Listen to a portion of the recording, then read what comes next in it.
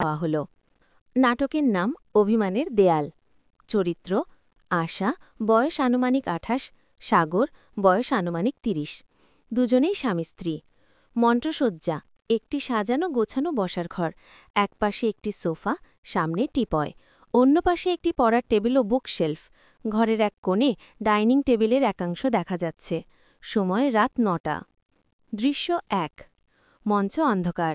আলো জ্বললে দেখা যাবে সাগর সোফায় বসে টিভির রিমোট হাতে চ্যানেল পাল্টে যাচ্ছে। সে খুব দ্রুত চ্যানেল পাল্টাচ্ছে, কিন্তু কোনোটাতেই স্থির হচ্ছে না। তার চোখে মুখে বিরক্তি। আশা ঘরটায় প্রবেশ করে। তার হাতে একটা মগে কফি আছে। সে সাগরের দিকে একবার আর চোখে তাকায়, কিন্তু কিছু বলে না।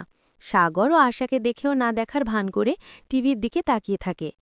আশা বুকশেলফের কাছে গিয়ে একটা বই টেনে নেয়। তারপর ইচ্ছে করেই একটি জোরে শব্দ করে সোফার অন্য প্রান্তে বসে।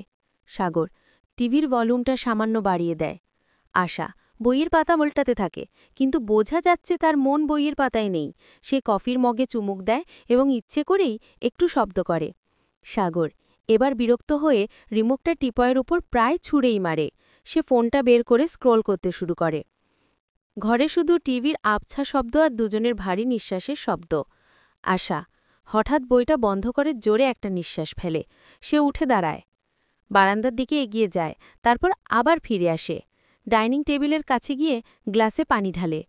ইচ্ছে করেই গ্লাসটা টেবিলে একটু জোরে রাখে। সাগর ফোনের দিকে তাকিয়েই, কিন্তু কথাগুলো যেন আশাকেই শোনানো। অদ্ভুত, ঘরের জিনিসপত্রগুলো আজকাল বড্ড বেশি শব্দ করে।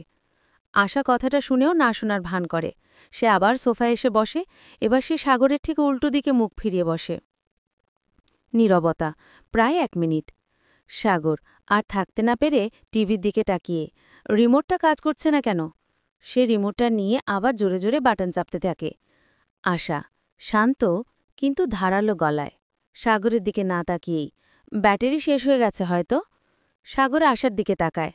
আশা তার সাথে কথা বলেছে, কিন্তু সাগরের অভিমান তাতে কমে না। সেও ভাব ধরে থাকে। সাগর গম্ভীর গলায়, হতে পারে। আবার নীরবতা। আশা ধীরে ধীরে সাগরের দিকে ফেরে। সকাল থেকে ওভাবেই রিমোটটা ঘাঁটলে ব্যাটারি তো শেষ হবেই। সাগর আশার দিকে তাকিয়ে, আমার রিমোট, আমি যা ইচ্ছে তাই করব, তোমার কি?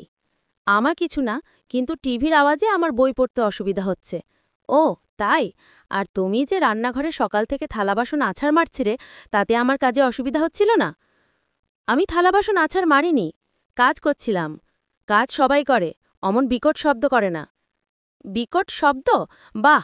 আর তুমি যে কাল রাতে... কথাটা শেষ না করে আশা থেমে যায়। সাগর আমি কি? কাল রাতে আমি কি করেছি? কিচ্ছু না। অন্যদিকেও মুখ ফিরিয়ে নেয়। সাগর এই তোমার সমস্যা আশা। ঝগড়া করবে, তারপর কথা বন্ধ করে দেবে। কেন করেছ এমন অবধি বলবে না। আমি কথা বন্ধ করেছি? কাল রাতে ডিনারের জন্য এতবার ডাকলাম, তুমি ফোনের থেকে মুখই তুললে না। আমি যখন খেতে বসলাম, তখন তোমার মনে পড়ল অফিসের জরুরি মিটিং আছে। আমার সাথে খাবে না এটা একবার বললেই পারতে। সাগর এবার সুর নরম করে। সে সোফায় আসার একটু কাছে সরে আসে। আরে আমার সত্যিই মনে ছিল না। ক্লায়েন্টের মেসেজটা হঠাৎ করেই এলো।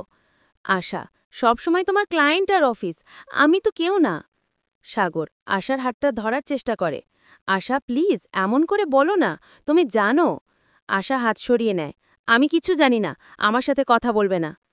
সাগর একটা দীর্ঘশ্বাস ফেলে। ঠিক আছে, বলবো না।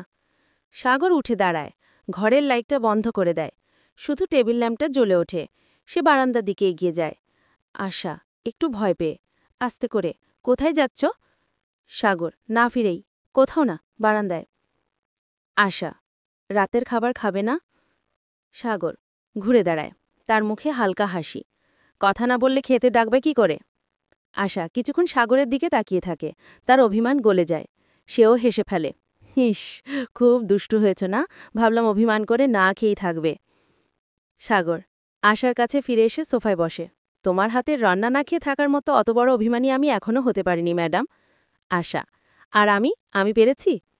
সাগর আশার মাথায় হাত বোলায়। আমরা কেউই পারিনি। চলো, খুব খিদে পেয়েছে। আশা চলো, আজ কিন্তু ঝগড়ার জরিমানা হিসাবে তোমাকে প্লেটগুলো গুতে হবে। সাগর মঞ্জুর, কিন্তু শর্ত একটা। কি? খাওয়ার পর কফিটা কিন্তু তোমাকেই বানাতে হবে, ওই যেটা তুমি একটু আগে একাই খেলে। দুজনেই হেসে ওঠে। সাগর আশার হাত ধরে রান্নাঘরের দিকে এগোয়, মঞ্চে আলো নিভে আসে।